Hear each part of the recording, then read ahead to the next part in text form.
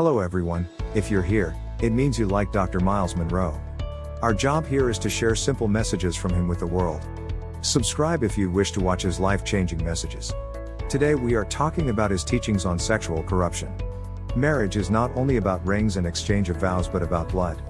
Marriage is an honorable thing, but the bed is undefiled, you keep it pure by understanding its needs. A good marriage is built on a man who understands a woman's sensitivities and a woman who understands a man's needs. Many people talk about love but they really do not understand the true meaning of love. That is why Dr. MYLES Munroe in his teachings on sexual corruption, he explained clearly the meaning of Eros, which a lot of people confuse it to be love in their relationships. Eros is the kind of love between a man and a woman. So it has to do with sexual relations. Eros means a cravings, a longing, a deep desire. Eros is defined as love which desires to have or take possession of. Eros means I want you no matter what it cost me. It is also used to describe sensual lust. It is a love that leaves moderation behind, leaves proportion behind, it forgets all reason, will and discretion on its way to ecstasy.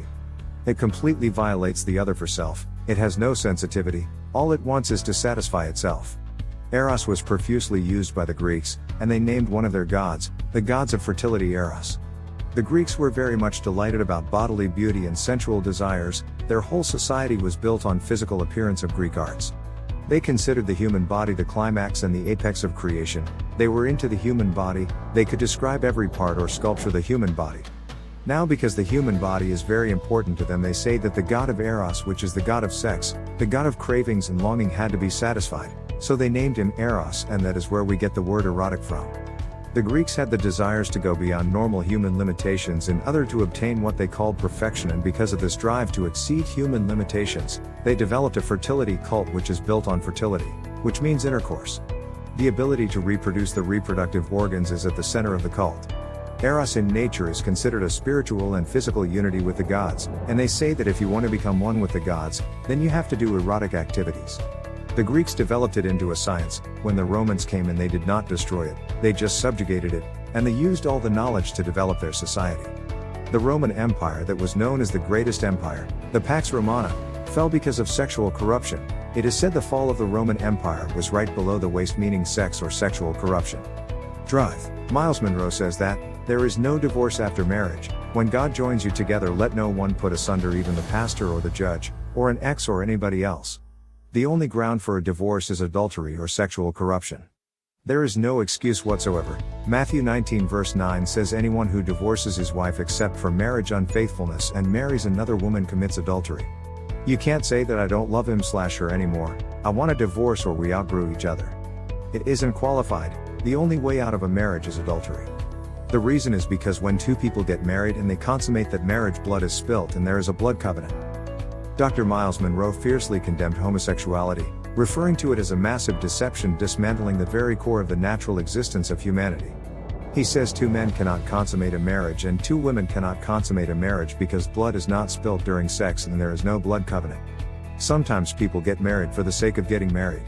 You know that this man/woman you are about to get married to has this defect that you cannot manage yet, but you go ahead to marry him/her. If he or she doesn't change to get you, he or she won't change to keep you. We keep getting the idea that he or she will change. Why should the person change when you have already lowered your standards and reduce your value?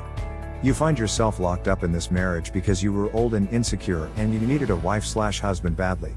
Matthew 19 verse 9 says that, the only ground for divorce is marital unfaithfulness, that is adultery.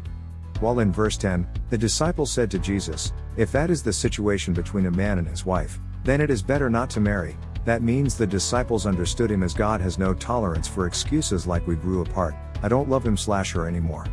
If you are separated from your husband or your wife because of some problems, which is not adultery, you are still married in the eyes of God, and that's why Paul says if you are separated you must remain alone, even if it's 10 years or more.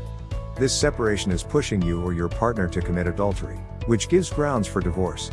That is why marriage is called an institution.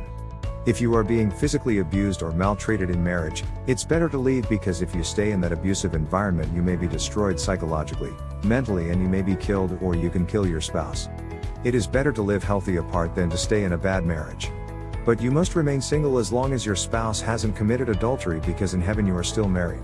To stay away from sexual corruption, you should keep a healthy married relationship, respect each other, Help each other to grow, support and encourage your partner's ideas, put God first in your marriage, stand by each other during difficult moments, understand your partner's wants and needs and satisfy them. Thank you all for watching.